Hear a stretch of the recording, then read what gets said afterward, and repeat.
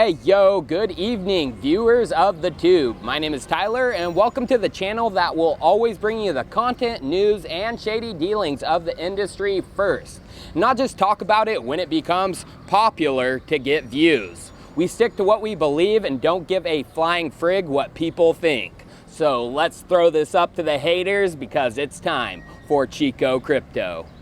Let's begin today's show off with looking at the current state of Bitcoin and the cryptocurrency markets. Just yesterday, the major resistance level I talked about, 5,900 to 6K, has been broken for the time being.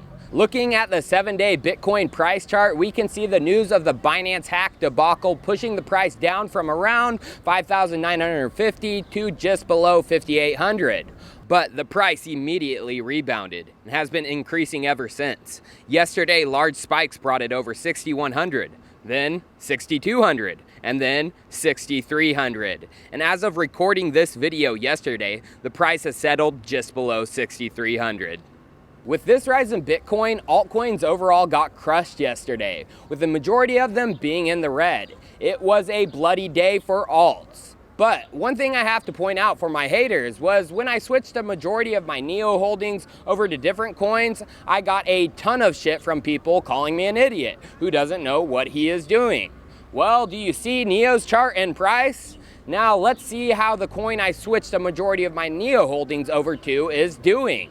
Just compare those two charts. I made the right decision. Now, with the fall of most alts, Bitcoin dominance has been climbing once again. Based on data from CoinMarketCap, Bitcoin dominance has almost doubled since the beginning of 2018, growing steadily against alts, and as of yesterday, sat at 57.3%. And that leads us into the main topic of today's video. With the growing dominance and interest from all sectors for Bitcoin, how many Bitcoin should you own to be successful in the coming future? Well, I have said this many times before. If you currently don't have a whole Bitcoin, and if you have the funds to get an entire one, you should definitely be thinking about doing so soon.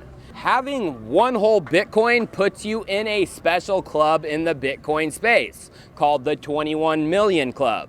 With your holdings, you will be one of the theoretical number of people that could ever own one whole Bitcoin. The reason I think this is so important in the future is because if Bitcoin is to become the global reserve currency, every millionaire in the world is going to want one whole Bitcoin. Being part of this prestigious club will be like some sort of power symbol. And guess how many millionaires there are in the world as of 2018? 36 million. There is not enough Bitcoin to go around for each millionaire to own a whole one. That fact alone will eventually push the price up to extreme levels if Bitcoin is to fulfill its prophecy. Well, let's say you have it better off than most and you already have one Bitcoin. Well, there is another club you can join, and it's a bit more prestigious than the 21 Million Club. This is called the 1 Million Club, and it is when you have 21 Bitcoins. I'm sure there aren't many of us who are in this club because the current cost of getting into it is over $126,000. I'm not part of the 1 Million Club yet. That is one of my current goals, to get to this level. And if Bitcoin is to take off into another violent bull run, I need to act quick. Although the exact numbers of how many people are in each of these clubs isn't exact. There will be far less people in the 1 Million Club and far less people in the 21 Million Club. Why? Well, lost or destroyed Bitcoins, for example. According to Chainalysis, that on the high end of the spectrum, 3.79 million Bitcoin are gone forever, never to be recovered. They broke down each of the reasons, like out of circulation due to loss, original Satoshi coins, mistakes with buying and selling, and more. Then, if we look at data from the Bitcoin Rich List, we can see the breakdown of Bitcoin balances and the number of addresses that own that amount. Addresses that could be considered in the 21 Million Club who own 1 to 10 Bitcoin, there are only 577,638. That isn't close to 21 million. Then, as we know, you need over 100 grand in Bitcoin to be considered in the 1 Million Club. And if we see the addresses that have 100 grand or above, there is only 109,213.